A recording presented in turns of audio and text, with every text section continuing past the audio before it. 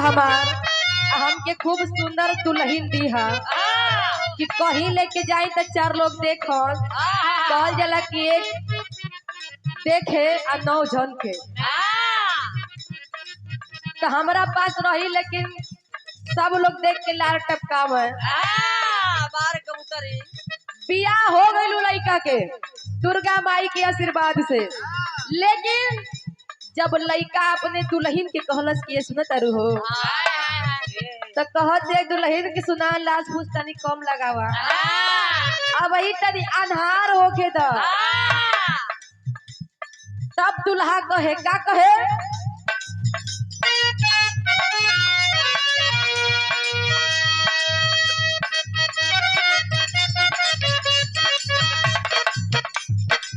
कि तोहा के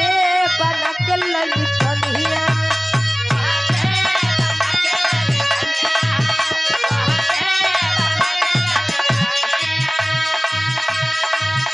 तोहर झेले खातिर परेशानिया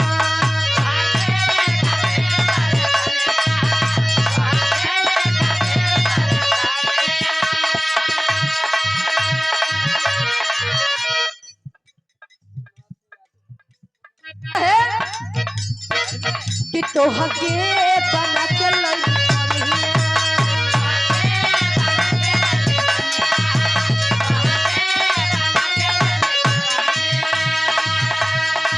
कि तोहर झेले खातिर परेशानिया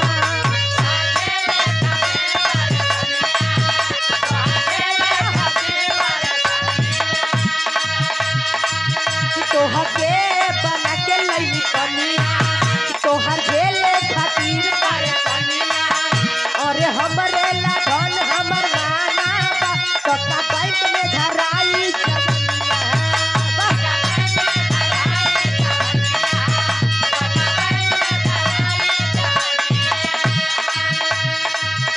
तब मेहरारू कहेगी सैया जी लल्लन जी ऐसन कोनो बात नहीं थे। मेहरारू कहे अपना सैया जी से का कहे गुरुजी सुत गई का मेहरारू कहे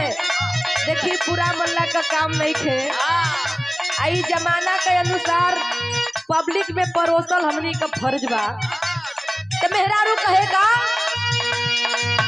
कि मन में जताहारा सवार रही राजा जी कि मन में जताहारा सवार रही राजा जी कपटरे कमरिया जिंदगी भर रही दुल्ही ऐसे ही घूंघट कर ले रहे। वाह बाहर श्री देवी का बहन तो श्री देवी का बहन काहे कहत श्री देवी काहे ने कहत तो श्री देवी कही देले बड़ा बहन कही देले बड़ा तो सुना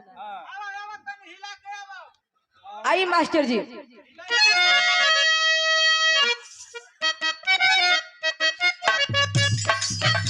दुल्हा कहे कि तोह के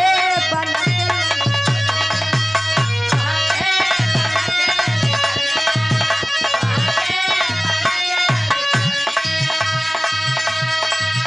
तोहर झेले खातिर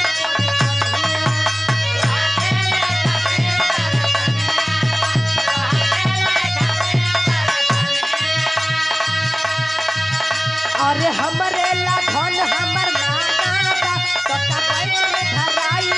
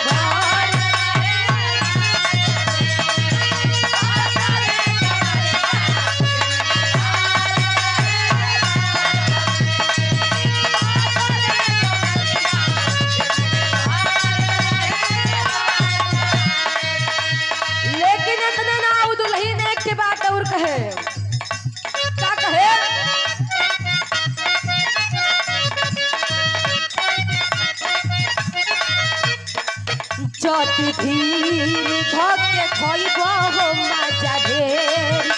ले खइबो हो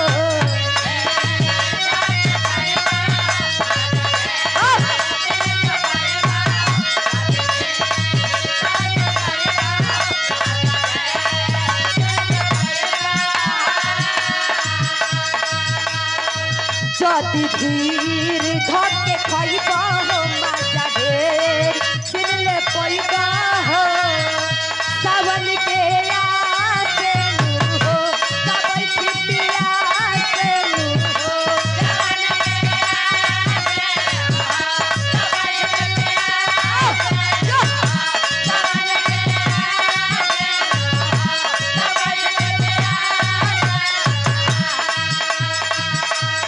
मामा बिगड़ला के जडोर रही राजा जी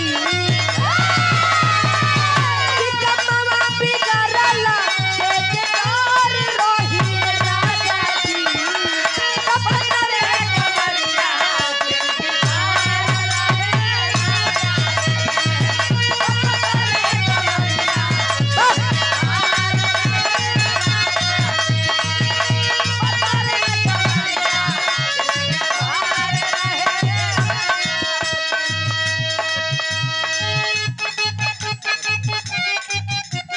वाह गीत के हमरे मास्टर साहब चेंज कर दिहलन